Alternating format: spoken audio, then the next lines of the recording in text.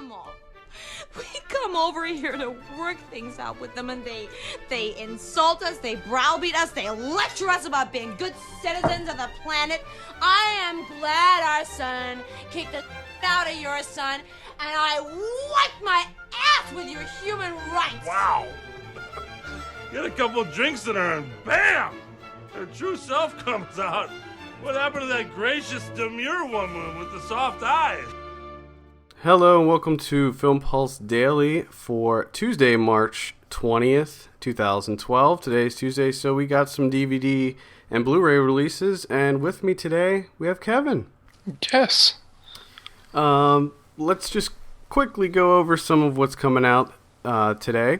First up, we have the Battle Royale Complete Collection Blu-ray. Now, this includes the first film and the second film, along with all kinds of bonus features and stuff. To me, this is a buy. Absolutely. I have to. The original Hunger Games. Buy it. This is such a fantastic Japanese film. If you haven't seen this yet, absolutely see it. I remember when this first came out, there was no U.S. distribution. In fact, I think it got banned in the U.S. for a time, and there was no way to see it. You had to get import copies. So they finally brought it to the States, and we can see it in all its glory now on the Blu-ray. Yes. The second one's actually not very good. No. But the director, the original director, actually died during production, so I believe his son took over, and I don't think that that's what made the movie bad, but either way, not too great. Next up, we have Carnage. This is the 2011 film with Kate Winslet, John C. Reilly, Jodie Foster, and Christoph Waltz. This is directed by Roman Polanski. What did you see Carnage? Yes, I did, and I enjoyed it immensely. Is that a buy for you? Yes, that is a buy. Well, maybe not a buy. Maybe a rent. I give it a solid rent just because even though I really liked it, I feel like probably wouldn't see it more than once. Sure. This Carnage got a 71% on Rotten Tomatoes. A lot of people are kind of complaining that it got snubbed for some awards, but it's based on a play called God of Carnage, correct? Mm-hmm. By Yasmina Reza. Definitely very funny, kind of dark humor. Really solid movie. Correct. What do we have next? Hop. We have Hop. The movie Hop. Didn't that come out like 4 years ago? Yeah. Yes, it did. I think that it came out last year, but it was okay. It was towards the beginning of the year, and I think that clearly they wanted to wait for it to Easter time. For Easter. I think it came out last Easter, so it's probably been about a year. It's got a 26% on Rotten Tomatoes. I actually saw this in the theater. I hated it. Wow. Russell Brand plays the Easter Bunny, and James Marsden is in it.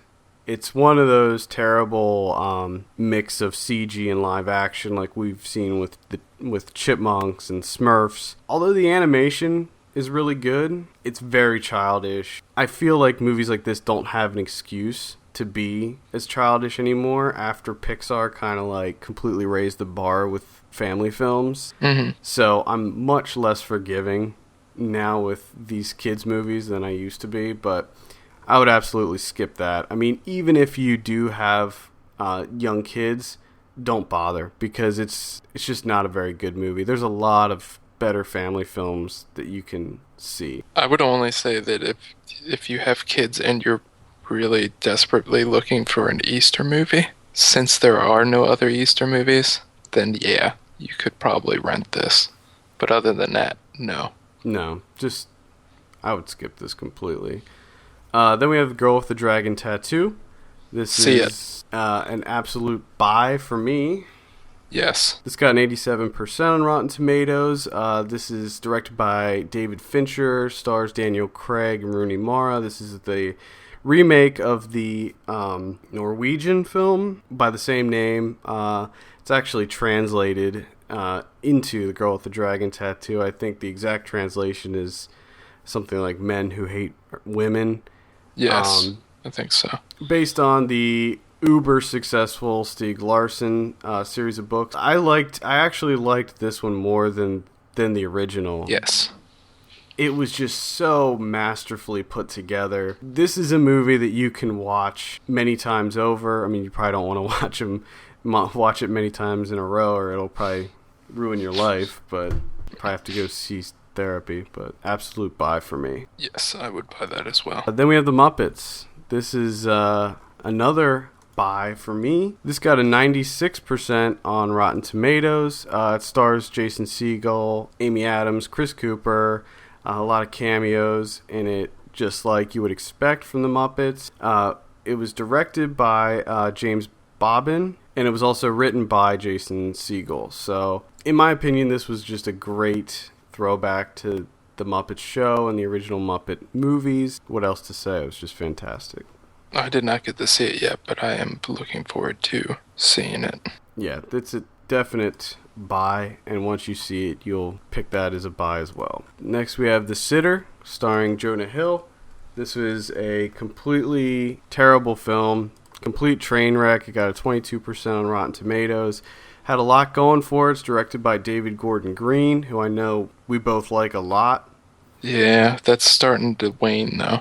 Yeah, it is.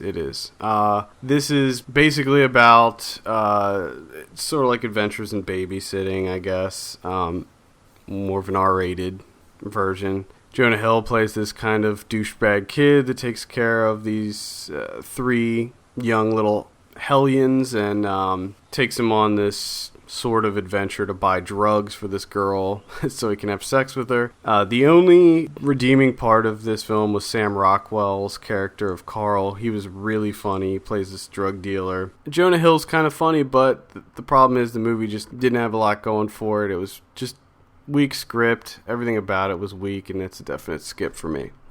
I didn't get to see it. I probably will rent it and watch it just because I'm always dying for comedies, and I'll probably be let down. You will. I mean, Great. I'm sure you will. It's just not a very smart film. It's like completely mediocre in every way. Yeah. The last movie I want to talk about that's coming out is Tinker Tailor Soldier Spy. This is also a buy for me. Now, I don't... And it's tough for me to say, okay, you should buy this because it's kind of teetering on a rental, but I feel like I could watch this more than once and learn things that I didn't see through my first viewing. That's true. Because, yeah, I would have to say that I would like to go back through and try and see if I can pick up on little nuances and stuff like that. This is one of my favorite movies of the year. I think that a lot of people were torn with this movie. Some people hated it. Some people loved it. It's a very slow burn. A lot of dialogue, a lot of talking, a lot of characters to try to keep track of. But in the end, it's got a completely amazing cast with Gary Oldman, Colin Firth, Mark Strong, John Hurt, Benedict Cumberbatch, who's like... yes, the greatest name ever. He's an up-and-coming guy. He's going to be actually the villain in the new Star Trek film. And if you've seen the new Sherlock series, he plays Sherlock, and he does a fantastic job in that. It also stars Tom Hardy. And this is just great filmmaking. It's got a great soundtrack. Everything about it feels very espionage, like kind of like British spy stuff. There's not a lot of action in it, but it's definitely worth checking out. Yes. This got an 83% on Rotten Tomatoes, and that does it for DVD and Blu-ray picks. Out of all those movies, Kevin, what would you say was your top? My top movie, probably Sentimental Reasons, probably Battle Royale. And then second would be Tinker Tailor. I think I'm going to have to agree with you. Yeah. As far as like purchases, I would definitely go Battle Royale because that looks like a really cool Blu-ray collection. As always, you can purchase any of the movies we talked about on our site with the exception of Hop and the Sitter because we're not going to offer those movies. We don't want you to buy those. Buy those elsewhere. We do not condone the purchase of Hop and the Sitter.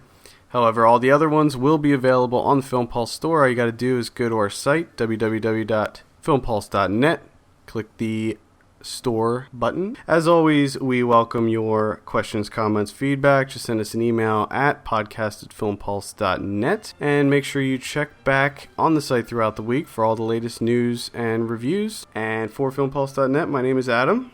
And I'm Kevin. And we will see you later.